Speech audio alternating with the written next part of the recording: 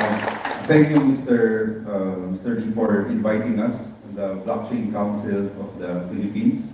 And seeing all of you makes my 12-hour stay in Seoul very worthwhile. I only arrived this morning and I'm leaving right after, but I'm very happy to see all of you fighting the same cause for blockchain adoption in our world. Let me just take you through very quickly my presentation. We all know that we are living in a very digital world. And I personally have been trying to fight for digital transformation for many companies and many organizations. However, sometimes when we say blockchain, a lot of our friends and business people, they would say, do not say the word blockchain. It's a bad word. Right? The same way, 10 years ago and 15 years ago, when we say digital, they would say, do not say that, it's bad. Right? However, we realized that one of the biggest challenge is that when COVID came in, it pushed everyone to jump into the digital space. And COVID was very, very harsh on all of us around the world. It is a challenge like many of us have never seen before. The circumstances are taking us beyond our knowledge and capabilities. And there's an avalanche of information, but hard to know what is correct. We have competing priorities. Whether do we have our people come in for work or do they stay at home? Do remember that in the Philippines, around the world, we have the longest lockdown. 2 years. 2 years, you cannot go out. Right? Philippines has the longest lockdown. So imagine the effect on our economy, on our business, and on our people. So, like what I've said, when COVID infected many, many countries, there was something very interesting that happened in the Philippines. And that was actually Axie Infinity. It is a Web3 game NFT. And for no one teaching and learning, every Filipino, more than 4 million Filipinos, in fact, going to at the maximum 15 million Filipinos, I think more than how many is the population of South Korea, 15 million Filipinos are playing Axie Infinity and learning. And we saw overnight that the entire Philippines went into Web3. But then, Web3 also, Axie Infinity, was what they're saying. Is it life-changing? Many people was able to work and get money, but many people lost a lot of money also. When SLP, the price of that NFT, just went down. And with that, the World Economic Forum said, by 2021, 2022, great reset button for all of us, because we were sleeping for a long time during COVID. We have to reset everything. And that is why we saw that Web 1 has moved to Web 2 and now has moved to Web 3. I always ask people, Web 1, right? Web 2 is Web 3 is blockchain. Right? After Web 3, where? Web 1. My youngest daughter said Web 4, but I said no Web 4 yet. Right? But I always say Web 1, Web 2, Web 3. But where does it go? If you understand the principle that for anything to move forward, they have to move backward first, like a slingshot. And therefore, I always believe that today we are living in a world of Web 2.5. We have gone to so many conferences on Web 3 and blockchain. And all of them are Web 3 people, blockchain people talking to one another. We are all preaching to the choir. We all know and we sell to each other. But if Web 2 does not come in, the real traditional mainstream companies do not come in, then it is useless. We need everyone, every stakeholder, every member of the community to be part of this. And that is why it is very important that for Web 2 to move to Web 3, to our world of blockchain and Web 3, we have to bring everyone there. And having said that, for me personally, 1 year ago, 12 months ago, I do not know anything about blockchain. Zero. But when we started the blockchain week, I became very excited and very scared. In the Philippines, they call me the digital expert. But then I realized, I woke up one day and said, digital expert no more. Because everyone is an expert. All the young people are all experts in digital. And in order to lead them again, I said I have to understand the next big thing in digital, which is blockchain. So I started learning and learning. I took up all the programs online to understand what blockchain is all about. And I even took up fintech and blockchain evolution by INSEAD and University of Michigan. So I studied and studied. And that is why right now, we are now pushing the blockchain movement, but we understand how it really works. Every week, I said, I do not understand blockchain. But for you to understand blockchain, you just have to jump right in. Like swimming or bicycle, you cannot read and understand how to swim or ride a bike. You have to just do it. So every week, I have a column in our business newspaper and I write about blockchain. Every week, I go online and talk to my counterparts around the world on what is happening. And I talk very much and have very high regard for our Korean, all of your projects. I know some of you who are in Manila will see me when I present about blockchain. I always speak about the Korean projects because you are always ahead of most of us. But what I always tell people is that for Web 2, sometimes Web 3 is not urgent, it's not important. But what I always say, no, it is important. You have to jump right in. Because in the end, that is a natural progression. Web 1, moving to Web 2, moving towards Web 3. You cannot escape that. And why is the Philippines very important? Because if you look at it, our adoption to technology has been very fast. And we only have one vision, is that we want the Philippines to be the blockchain capital of Southeast Asia. If you look at our numbers today, we have 110 million population. We were the social media capital of the world. We were the text capital of the world. So imagine that when Axie came in, all of the entire young population just jumped in and started using it. We have 3/4 of our population online. Right? And of those, 32% are NFT users, mostly online gamers. So we are in a highly digital user community. And to think, internet in the Philippines is the slowest and the most expensive in the world. What more if our internet is very fast and also very cheap? But having said that, most of the entire population are very much into digital. On the other side, we have one of the most open-minded governments.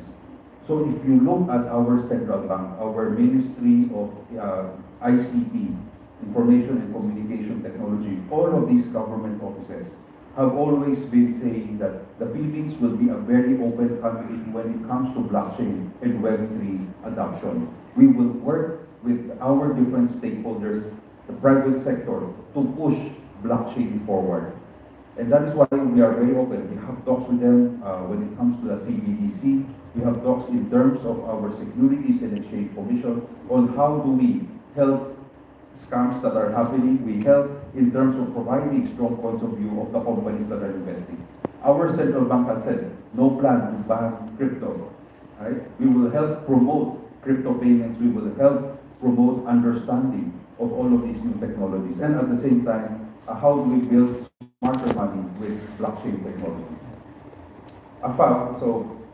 My Vice President for the Blockchain Council, Noel Samson, is the one connecting most of the companies in AFAB, which is the Freeport Zone in Bataan.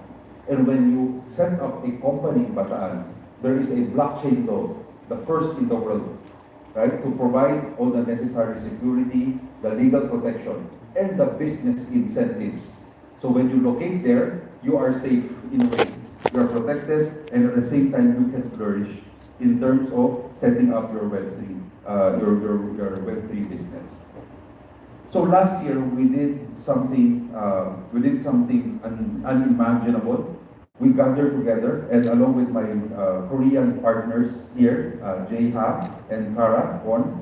So my Korean partners also went into the Philippines, and we created the biggest Philippine Blockchain Week, where we gathered people and said, can we take a check? Can everyone raise their hands and see who is into blockchain?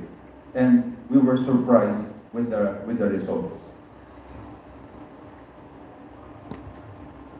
This is a snapshot video of the Blockchain Week that we had in the Marriott Grand Ballroom. We had the longest ribbon cutting.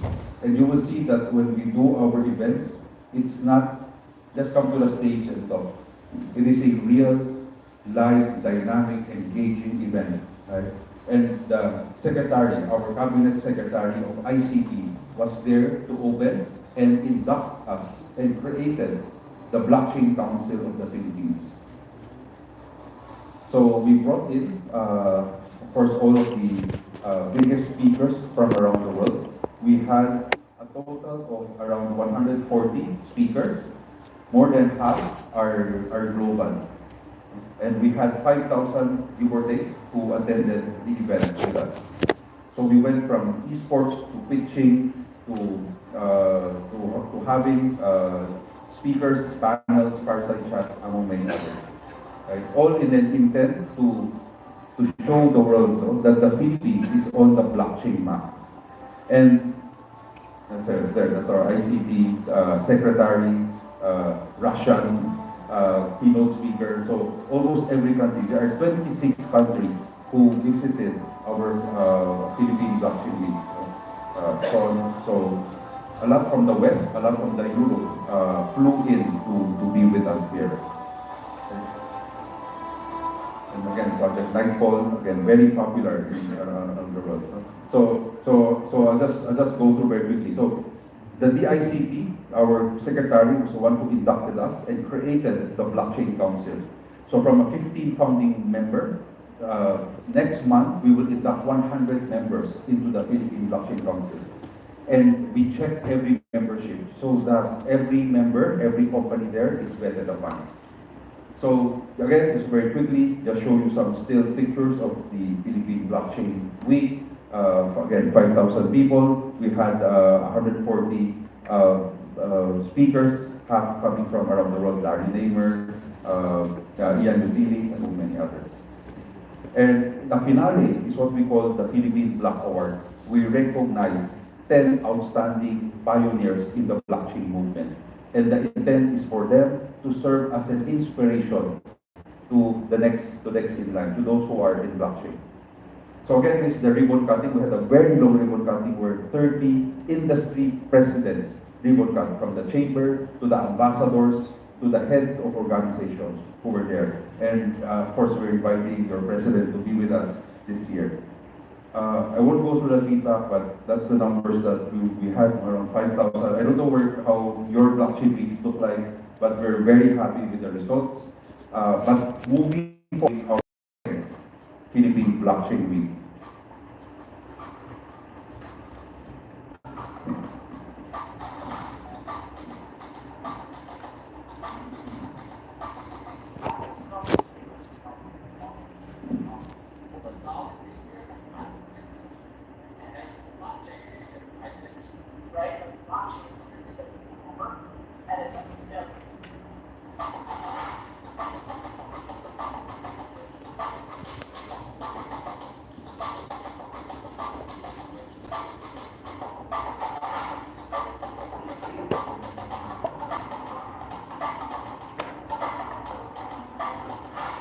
We call our theme breaking out of the misconceptions, the myths, and the misunderstandings when it comes to blockchain. It's a 5-day event where on the first day, September 18, we will be bringing in Michael Cinco. He is the #1 Filipino designer who dresses Lady Gaga, all the Miss Universe, and all the big Hollywood icons in a metaverse fashion show. And then 19, 20, 21 will be our conference, and the last day will be our Block Awards. On our side, we realize that we work within an ecosystem. One of our biggest partners is the FinTech Alliance. So we will have on that day all the FinTech players in one room. We will have the central bank governor, the Securities and Exchange Commission chairman, and also the Department of Finance Cabinet Secretary to be there to open our day 2. We also have another projects conference within the Philippine Blockchain Week. So those who are not in finance can attend AI.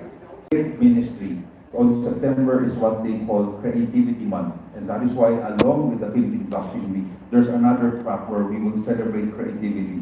Music, arts, song, theater, everything that has to do with music, NFT, and all the other executions that's related to Web3. Our strong good pairing for you also. But our government is really pushing not only for the DICT, but for every department in our government. On the other side, the DICT is also hosting a 101. So they're gathering 1,000 students to be trained on blockchain technologies, Web3, Metaverse, and NFTs. We will also have a hackathon. So we have invited some groups where we will be sharing a lot of their business ideas, business problems, and we will use Web3 and blockchain to solve most of their tech problems. Final page is under CNN, so we will have a special section there, like the apprentice of Donald Trump. So we will also host something within the Philippine blockchain. And then at the basement, we will have an esports and e-gaming. I know Korea is very big on esports and gaming. Tier 1 is our partner. They're the biggest esports group, and we will have that session with them. And of course, finally, our day one is really Michael Cinco, the #1 fashion designer based in Dubai, will be flying in, and he has dressed all the chicks and all the sultans and the kings and princes and all the Hollywood icons. But we will be having a metaverse fashion show there. Hopefully, we're going to bring a lot of government dignitaries and celebrities to dress up for a metaverse fashion show. What we're offering is that, and my offer to Mr. Lee is that maybe some of you can come over. I want to set up a Korean pavilion there. So everything that has to do with Korean blockchain, I will give and allocate a big space for you so that you can get a booth or something so that you can make it a venue for you to showcase also your products. We have certain sponsorship requests. So usually as a support, usually we sell it for $50 US, but as our partnership, we can always discuss that. But we can give you a booth, we can give you speaking rights also, and also of course, again, you will see massive people talking out. It's 100 plus global and local speakers, at least 10,000 in attendance. It's the entire Philippine ecosystem waking up to Web3, but guided by what I always say, our Korean elder brothers and sisters, you who are more advanced than us. It's putting the Philippines in the spotlight of blockchain, and it would be a Web3 conference like no other. And the World Economic Forum says that the theme for this year is working together and restoring trust. I strongly believe that for me being here to meet all of you, to meet Mr. Lee, to meet all of you here is very special. In fact, as we celebrate the friendship of Korea and the Philippines in its 75th year, there's a term in Chinese called Yanfen, right? Serendipity, or you call it destiny, or whatever you call it, right? And the backstory I actually was about not to come here because I don't have my visa yet. But last minute I was yesterday, and I flew immediately just to come here and say hi to all of you. And I really hope that we can break a lot of ground together. The Philippines can be your test bed, can be your space, and the Blockchain Council, along with the government officials, the private institutions, can help you set up your shop. Or hopefully we can do any joint venture arrangements with one another, right? So we can bring into blockchain together. The Philippines, while we are your younger brother, we're always very excited. We like to do a lot of things. We also recognize that we need to be guided by our Korean elder brothers and sisters who are more experienced in this space. And we hope that by working together, we can make this happen. So having said that, thank you very much. Thank you for your presentation. 네, 감사합니다. 그래서